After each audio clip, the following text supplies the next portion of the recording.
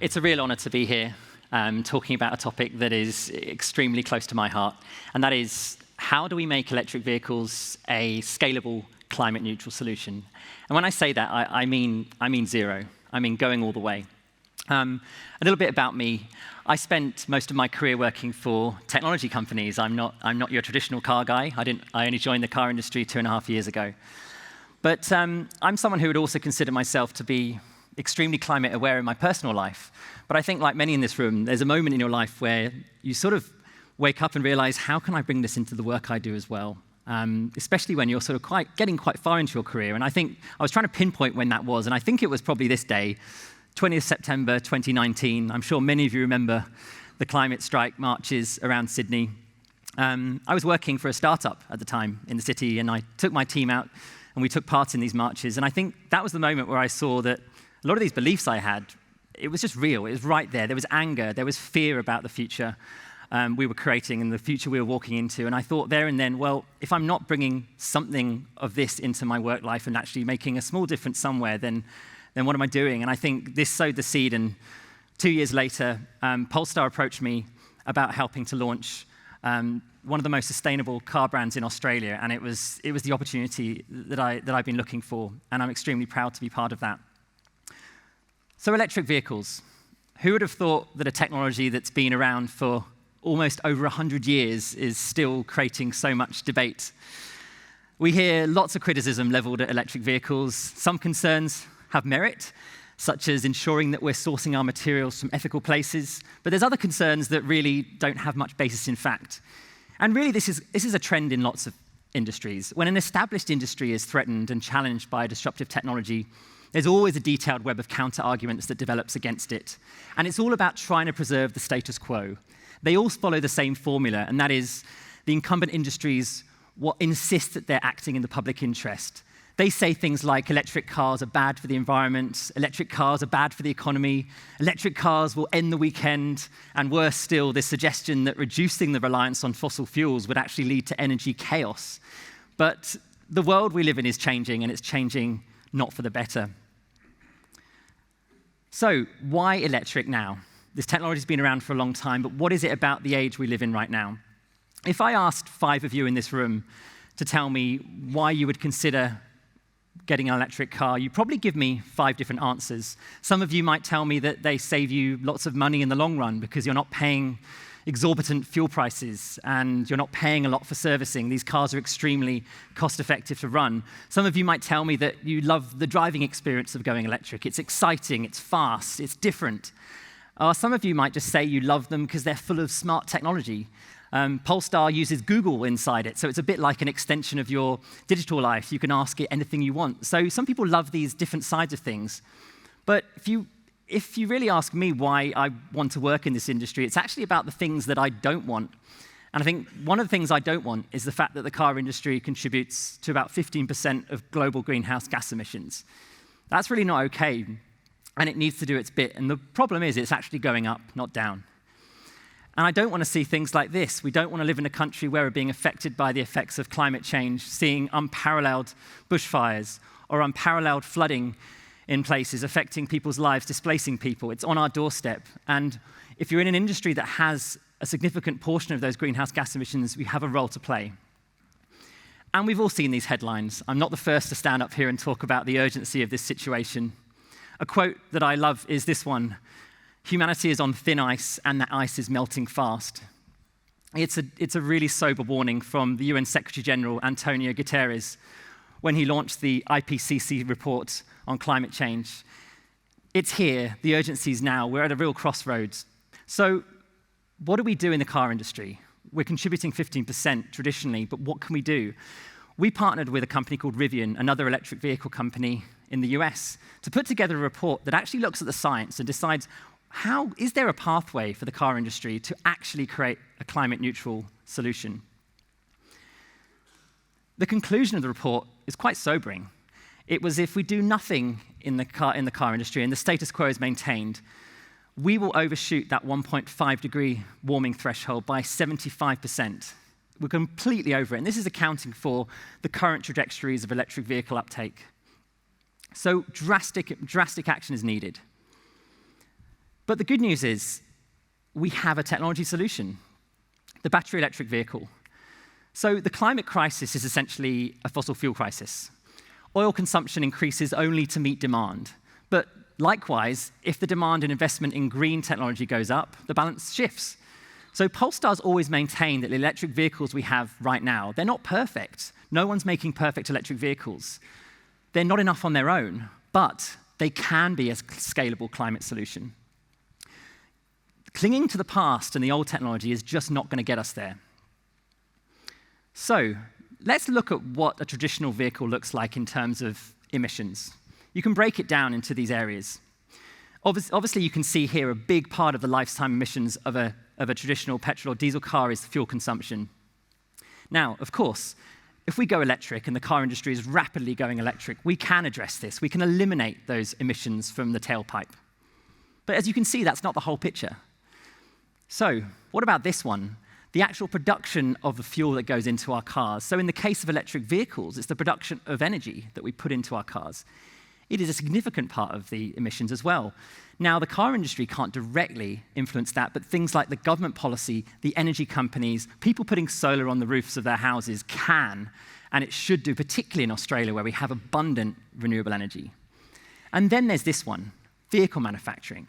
Probably the most overlooked part in history of the car industry in terms of emissions, but it's significant. And it absolutely is the role of the car industry to address the emissions in this part as well.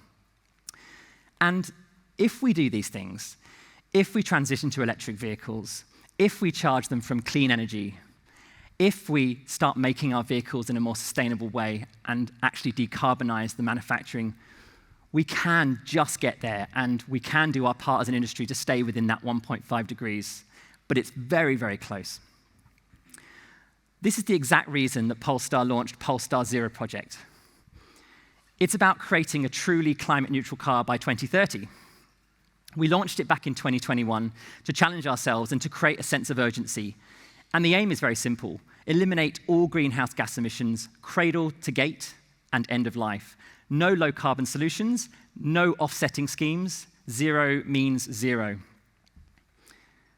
So where do you begin? Well, you have to understand what you currently have to actually know how to improve. So we did a detailed report as part of our life cycle assessment that showed us what is the actual breakdown of emissions from everything that goes into our cars. There are 30,000 components in a car, and there's a huge amount of materials. What are their representative emissions? And then the aim is to then start reducing.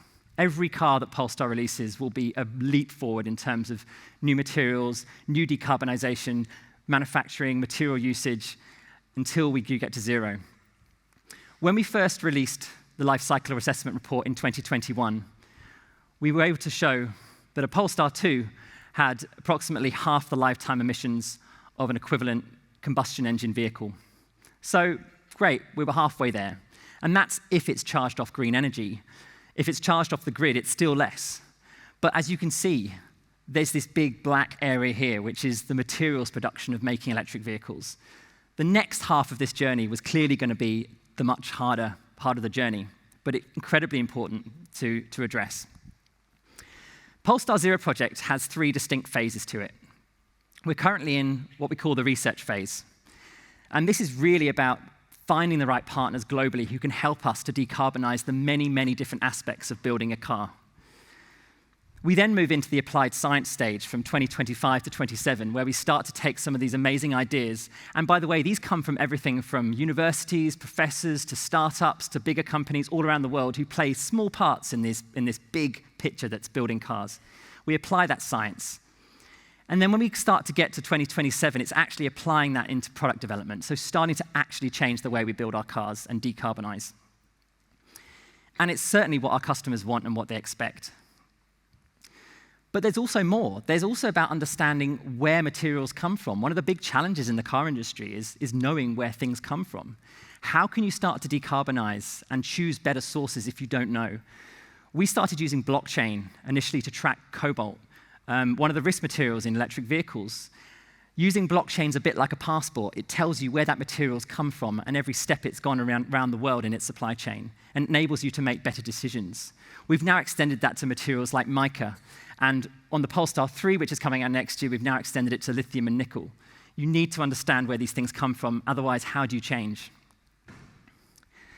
And then it's about finding alternatives. We don't need to use some materials anymore.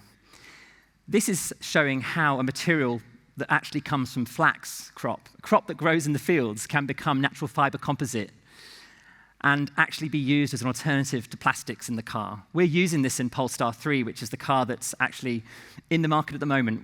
I'm bringing it out next year. It's going to be used on the inside panels in the car, and it actually is 50% lighter than the plastic alternative and uses 50% less virgin plastics. This is just one example. We've also got recycled bottles that can be used in new ways. This is in the seats of the car. Turns into something called 3D knit. And there's no compromise here. This is actually creating new experiences in cars that I think are even better than what we're used to. We also have fishing nets coming into the carpets of the car. And actually, all these materials you can actually see on display outside Track 12. There's some sculptures showing you fishing nets, flax, and recycled aluminium, which I'll get onto now. So do go and have a look. End of life. You can find material innovation, you can choose better sources, you can build better cars, but you also need to build them for end of life because, let's face it, this is about getting to circularity. This is about making sure we can start phasing out some of the virgin materials in cars and start reusing them better.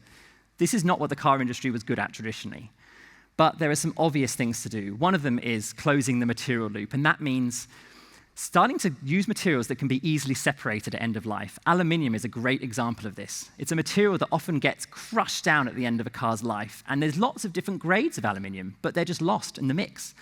We're labeling them on the cars in the future, which will actually enable you to separate them at the end of life by the grades and put them back into their pure form. Monomaterials. So you probably see in cars traditionally, there's a lot of things stuck together, plastic stuck to metals. They're a real problem because at the end of life, you've got to separate them. It's very time and carbon intensive to separate those things. So let's not do that. Let's not stick things together. Let's use monomaterials that can be easily turned back into their virgin state and reused. So how are we doing? Again, this is all about measurement. If you can't measure it, how can we improve? The life cycle assessment report we release every year monitors the progress we're making in this decarbonization journey. In 2021, we had 26.1 tons of cradle-to-gate emissions in the Polestar 2. We've been taking that down ton by ton. Now to 2023, it's now at 23.1 tons. Now, these are figures that we need to talk about as an industry. We label them on the cars, in fact. We put them on our website. It's important you know what it goes into making a car, even if it's an electric car. Even better news, which just came out last week, is the new Polestar 4 that we're releasing next year has actually beaten the record of Polestar 2, which is actually remarkable. It's a bigger car. It's actually a small SUV, but it's actually got down to 19.4 tons of cradle-to-gate emissions. So we're moving there ton by ton, but there's a long way to go. But I'm really excited about the time ahead. And just lastly, I want to say that we are just one brand in a big industry. We cannot do this alone. We know that making a climate solution and making cars into a climate solution makes business sense. It's what consumers will want. It makes environmental sense. But we can't do it alone. We're just one voice in a large industry, and we try to be quite a loud voice in that industry. But to succeed for the planet, we need all of the brands that we buy, particularly car brands, to be heading in the same direction. We actually put a block of granite outside COP27 in 2022, and we engraved on it our 2030 pledge, which was to build a climate-neutral car by 2030. We did that to invite the rest of the car industry to come along and put their own pledges on, because we wanted to see more joined-up action. Unfortunately, no one else put a pledge on there. It was quite disappointing, but we'll keep doing this. And, you know, I think as consumers, you also have power. I'd urge you to ask these brands what their pledges are. Because if consumers start demanding this transparency and these pledges, the market will have to follow. Thank you very much.